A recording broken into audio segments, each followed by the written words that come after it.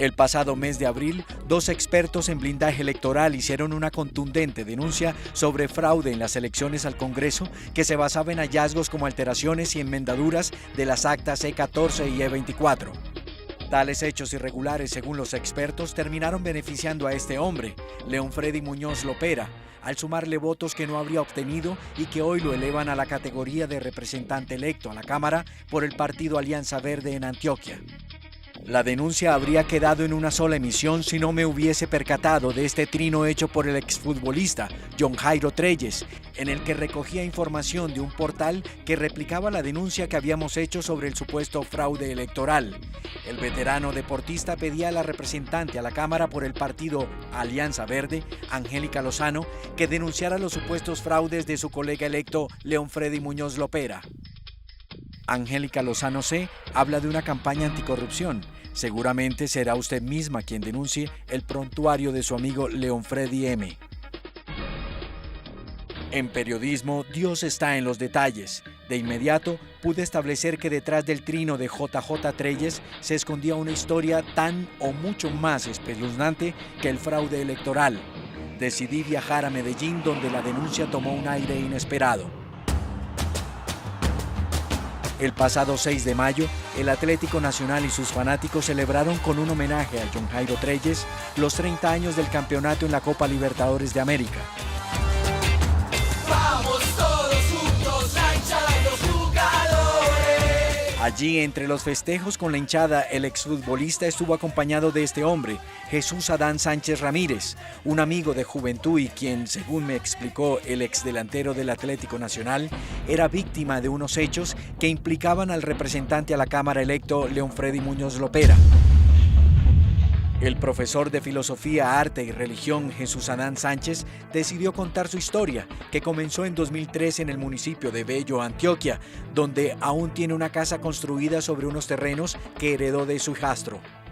Arrendamos la casa y en el 2013, el 14 de agosto de 2013, empezaron los hostigamientos.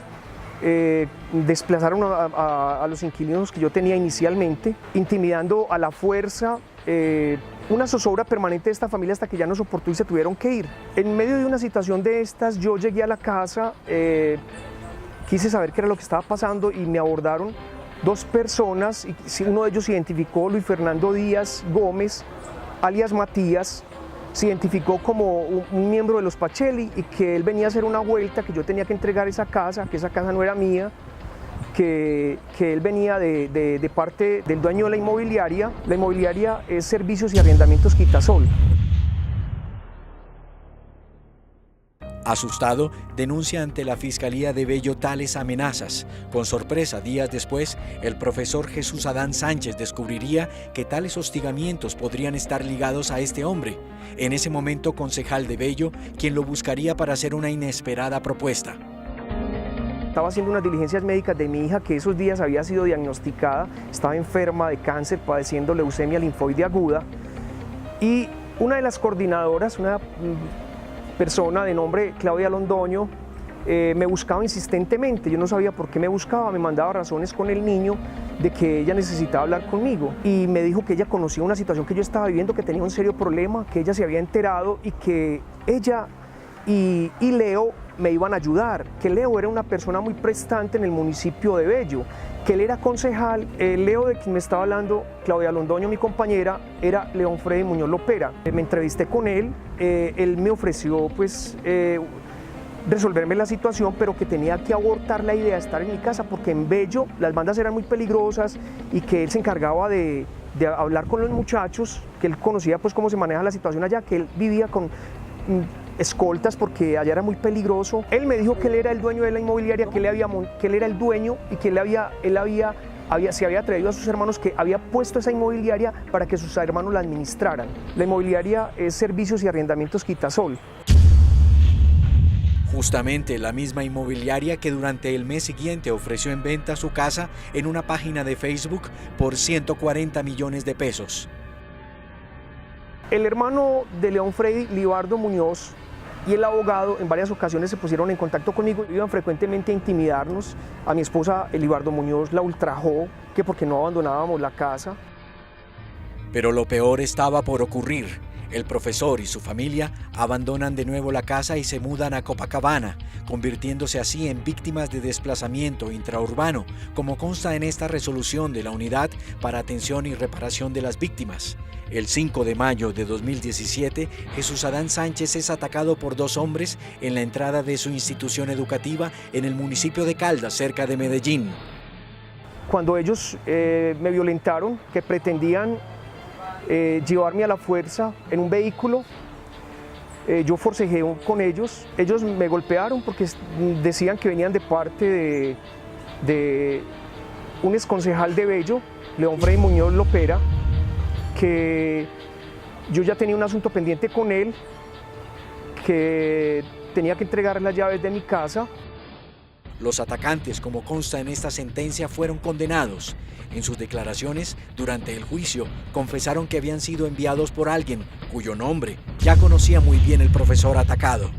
A pesar de la delicada mención del representante a la Cámara electo, aún no ha sido llamado a declarar por estos hechos. Pero a pesar de que hay un concierto para delinquir que vincula a varias personas, en la Fiscalía en Bello no se ha resuelto nada. He visto permanentemente que los fiscales no le ponen atención, no se ocupan de la situación, cambian sistemáticamente de fiscales. Nadie realmente ha atendido las situaciones de mi familia ni mi situación personal. Si la justicia no lo investigó por los hechos, quien sí se atrevió a enfrentar a León Freddy Muñoz Lopera fue Miriam Esquivel Franco. Lo hizo a principios de 2017, cuando Muñoz Lopera era ya candidato a la Cámara de Representantes por el partido Alianza Verde. Miriam Esquivel aprovechó que la entonces senadora del Partido Verde, Claudia López, recogía firmas para un referendo anticorrupción y la abordó en esta cafetería para hablarle sobre una situación delicada relacionada con Muñoz Lopera. El encuentro está descrito en esta denuncia que reposa en la Fiscalía Seccional de Medellín, en la que Miriam Esquivel Franco denuncia a León Freddy Muñoz Lopera por posteriores amenazas contra su vida. Según la denuncia, dos hombres en motocicleta fueron a su casa al día siguiente y la amenazaron. Fuimos a su casa en este barrio de Bello, pero Esquivel Franco ya no vive allí. En el barrio son muy pocos los que se atreven a hablar de los hechos, excepto este hombre, quien dice haber visto a los desconocidos en motocicleta. Vinieron, se bajaron, conversaron con ella y se volvieron a ir. Como a los 2 o 3 días volvieron y no supe más, no me dijo nada. Se despidió como un corriente, que ella volvía y no ha vuelto. ¿Ella no volvió al barrio? No, no volvió. ¿Le dijo si estaba asustada? No, ¿Por qué no. se fue? Nada. No, ni que estaba asustada, ni nada de eso. Hoy, el temor del profesor Jesús Adán Sánchez no termina. Mis hijos menores viven una permanente zozobra y un miedo. Mi esposa se ha enfermado, yo también tengo situaciones tensas. Por eso aprecia tanto el apoyo y la protección que ha recibido de parte de su amigo, el exfutbolista John Jairo Treyes, quien ha defendido su causa en Twitter.